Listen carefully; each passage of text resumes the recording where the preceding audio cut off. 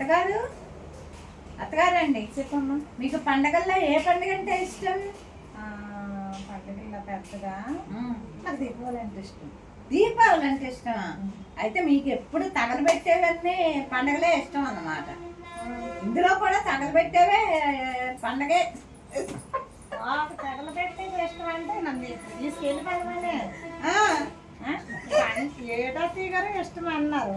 ఆ తీగరు ఏటో ఇష్టం అంటే దీపావళి ఇష్టం అన్నావు, మరి తగలబెట్టిందే ఇష్టమా కదా? ఓకే ఇష్టం అంటది.